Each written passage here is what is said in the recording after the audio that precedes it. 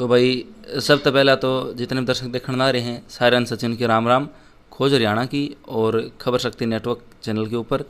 आज हम फिलहाल बैठे हैं भाई जिला झज्जर के गांव मासरोली में।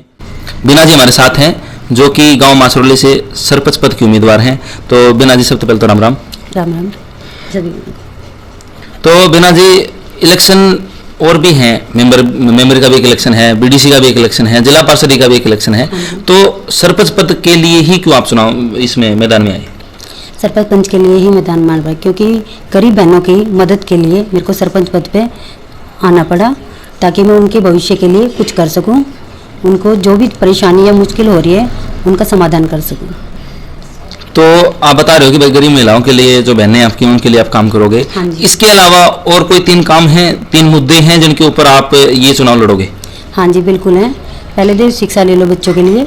आजकल शिक्षा वंचित और बच्चे पढ़ाई के लिए क्योंकि उनको अच्छे टीचर्स उपलब्ध नहीं हो रहे हैं। तो मैं चाहती हूँ कि सरकारी स्कूल अपने अच्छे उनमें सरकारी टीचर मिले हमें अच्छे से बेस्ट, ताकि बच्चों को बेस्ट फैसिलिटी मिले और वे अपने आने वाले जीवन में काफ़ी आगे बढ़ जाएँ, उनको अच्छी जॉब वगैरह अच्छे से मिले।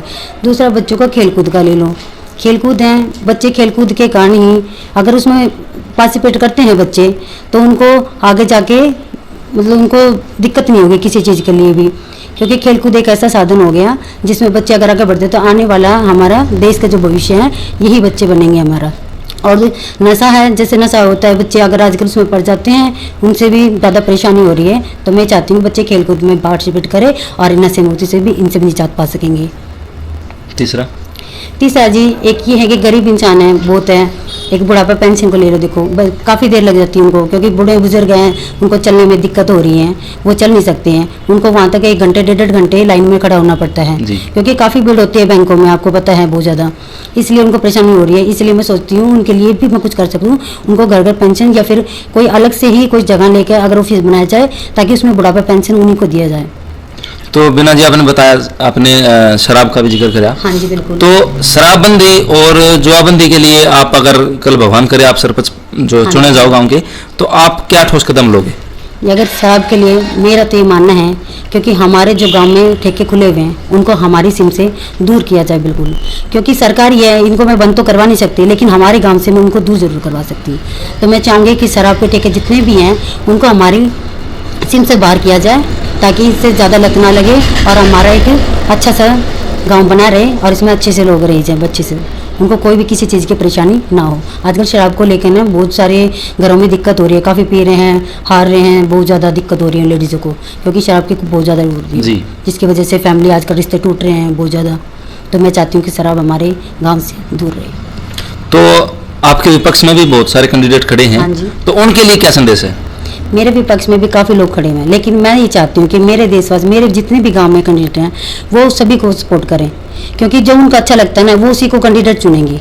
मैं उनका बिल्कुल पूरा सहयोग दूंगी, पूरा सपोर्ट करूंगी वो जिसको भी चुनते हैं। मेरे विपक्षों को ये थी वो हार जीतो कि मैं जीतूँ, लेकिन वो मेरे गाँव के विकास के लिए ठोस कदम उठाए।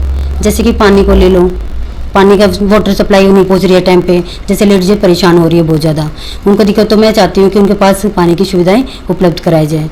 जैसे गंदा पानी है, बारिश के टाइम में तो रोड के ऊपर इतना पानी हो जाता है, जैसे गंदगी इतनी हो जाती है उसकी वजह से आजकल बच्चे बहुत ज़्यादा बीमार पड़ रहे हैं। तो मैं चाहती हूँ पानी की भी सुविधाएँ उपलब्ध कराई जाए अच्छे से। बीना जी मेरे को ऐसा क्यों लग रहा है कि आप जो ये इलेक्शन है ये महिलाओं के लिए लड़ रही हो? हाँ जी, मैं महिला के हित के लिए ही उतरी इस मैदान में और मैं उन्हीं के हक के लिए और गरीबों की सहायता के लिए लड़ना चाहती हूँ। तो अगर आपका गांव मासरोली बीना जी एक किसी अन्य कैंडिडेट के ऊपर उंगली टेक दे भाई हमने तो यो चाहिए सर्वसहमति बन जा, तो उसके ऊपर आपका क्या विचार है? ठीक है, वो तो गांव डिपेंड करेगा। उनको एक अच्छा सरपंच ठोस मजबूत जो उनके हित के लिए कार्य करेगा उनको वो चाहिए किसी को सेलेक्ट करो, वो चाहिए मुझे करो, चाहिए उस पर उंगली टेको। मैं उनका पूरा सपोर्ट करूंगी किसी को भी, लेकिन एक ठोस उम्मीदवार लेना चाहिए हमारे गांव में ताकि वो हमारे गांव का विकास अच्छे से कर सके, साफ सुथरा स्वच्छ बना सके। तो बीना जी पीछे भी बहुत सारे सरपंच बने हैं, आगे भी बनेंगे। आप अपने गांव के लिए अगर आप सरपंच बनते हो, अगर आपका गांव मासरोली आपको सरपंच पद के लिए मतलब चुनता है कि हमारे गांव की सरपंच बीना हो इस बार, तो आप कौन से ऐसे 3 काम करोगे जो पीछे नहीं हुए और इस गांव के विकास के लिए जो उत्तम है? पिछला जो सरपंच था उसने हमें एक छोटा सा टुकड़ा मांगा था, लेकिन उन्होंने हमसे एक छोटा सा टुकड़ा नहीं दिया सरकारी हॉस्पिटल के लिए, क्योंकि वो छोटा है इसलिए उसमें पूरी फैसिलिटी उपलब्ध नहीं है। तो अगर मेरे भाई बंद मेरे को अगर ये सरपंच पद पे चुनते हैं और मेरे को 12 मतों से जिताते हैं तो मैं एक छोटा सा अपनी पंचायती ज़मीन में से एक छोटा सा टुकड़ा सरकारी हॉस्पिटल के दूंगी और उसमें अच्छे डॉक्टर और अच्छी पूरी फैसिलिटी उपलब्ध कराऊंगी। बाहर से डॉक्टर बुलाए जाएंगे ताकि मेरी बहनों को बाहर जाना ना पड़े, उसी में सारी चीज़ उपलब्ध हो जाए छोटे से अस्पताल में। दूसरा है कि हमारे गांव में अगर बच्चों को स्टेडियम नहीं है, प्लेग्राउंड, स्टेडियम चाहिए मेरे को और एक सरकारी कोच चाहिए। तो अगर मेरे छोटे छोटे जो बच्चे हैं, बड़े बच्चे हैं, सभी को जो ये प्लेग्राउंड मिलेगा तो उसके अंदर वो खेल कूद के आगे मतलब आगे बढ़ेंगे वो। अगर वे बढ़ते हैं तो गांव का विकास भी होता है, आगे गांव का विकास भी होगा और गांव का नाम भी होगा, गांव का पूरे गांव का नाम भी होगा, नाम भी ऊंचा होगा गांव का। और लाइब्रेरी देखो, नंबर 2 लाइब्रेरी होगी। जिस बच्चे का मतलब ध्यान खेल कूद में नहीं है वो बच्चे लाइब्रेरी में बुके में उसमें लगाएगा, पढ़ाई में दिमाग लगाएंगे और वे भी अगर जब आगे बढ़ते हैं पढ़ लिख के ना तब भी मेरे गाँव का नाम होगा, विकास होगा मेरे गाँव का। हमारे गाँव में सिर्फ 4 ही कर्मचारी हैं, सफाई कर्मचारी हैं, जो पूरे गाँव को अच्छे से कवर नहीं कर पा रहे हैं। अगर मेरे को 12 मतों से इस चुनाव में सरपंच पद पे नियुक्त किया जाता है, मेरे को 12 मतों से जिताया जाता है, तो मैं हर वार्ड गेल एक सफाई कर्मचारी तैनात कर दूंगी और हमारे गांव की स्वच्छ और सुथरा बनाने के लिए उसमें ज़्यादा ध्यान दिया जाएगा ताकि हमारा ये गांव हरियाणा के नंबर 1 पोजीशन पे रहे, साफ सुथरा और स्वच्छ रहे। धन्यवाद। क्योंकि मैं सिर्फ गरीबों की मदद और उनकी सहायता के लिए मैदान में आई हूँ। मैं उनका पूरा साथ दूंगी। हर फैसिलिटी जो सरकारी योजनाएं होती हैं, सरकारी स्कीम होती हैं, वो उन तक घर घर पहुँचानी है मेरे को, ताकि एक जैसे कि रोजगार को ले लो, आजकल बहुत लेडीज़ों को कहाँ बाहर जाने देते हैं, तो मैं चाहती हूँ कि हमारे गाँव में एक रोजगार आए महिलाओं के लिए। और जो जितनी भी लेडीज हैं भाई जो रोजगार करना चाहती है उनको एक अच्छी सी जगह पे अच्छा ऑफिस वगैरह बनाकर मतलब खुली जगह देनी चाहिए, उसमें मतलब सरकारी स्कीम जो भी आगे उनको हम अच्छे से बताएंगे और वो रोजगार करेंगे सारी, तो उनको ना तो कोई दिक्कत होगी, भाई परेशानी होगी कि मैं कहाँ जाऊँ, क्योंकि आजकल बाहर तो जान देते हैं अपने गाँव में ही होगा तो वो अपने गाँव में ही काम करे। तो वो किसी भी उम्मीदवार को चुने तो बिल्कुल ठोस उम्मीदवार को चुने जो उनके गाँव के विकास के लिए कार्य करेगा। तो आपका प्रमुख ध्यान जो है वो महिला सशक्तिकरण की तरफ? हाँ जी, बिल्कुल बिल्कुल, नारी के लिए, नारी शक्ति के लिए ही मैं इस मैदान में उतरी हूँ, बिल्कुल उनको सपोर्ट करना है। तो आपने सारी बात बताई, आपने मुद्दे बताए, महिला सशक्तिकरण की बात भी की, लेकिन लास्ट में मैं ये चाहता हूँ कि आप गाँव वालों के लिए, जो गाँव माछरौली है उसके जो ग्रामीण हैं, जो आपके वोटर हैं, उनके लिए क्या संदेश है आपकी तरफ से?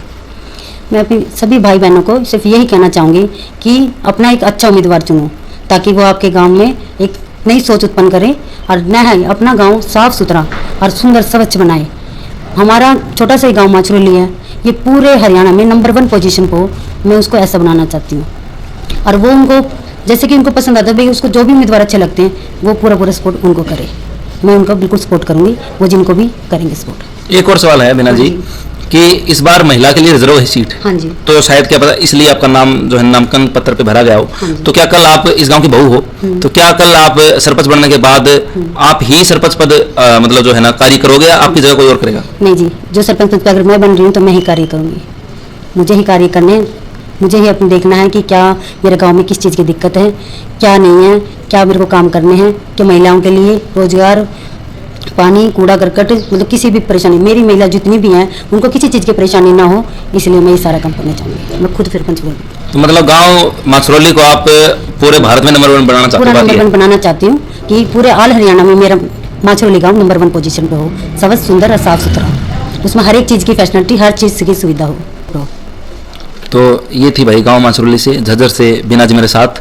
आपने इनके विचार सुने, मेरे को बड़े अच्छे लगे और मैं तो भगवान से ये दुआ करूँगा कि आप जीतें और हम दोबारा आपके दर पे आएँ और आपको शुभकामनाएं एक बार फिर देता हूँ मैं और मेरे चैनल खोज हरियाणा की और खबर शक्ति नेटवर्क कि आप बहुत जल्द जब चुनाव हों तो भारी बहुमत से आप जीतो और इस गाँव को पूरे हरियाणा में नहीं पूरे भारत में नंबर 1 बनाओ। और इसी के साथ मैं शुभकामनाओं के साथ ये वीडियो खत्म करता हूँ भाई। देखते रहो खोज हरियाणा की और खबर शक्ति नेटवर्क। धन्यवाद।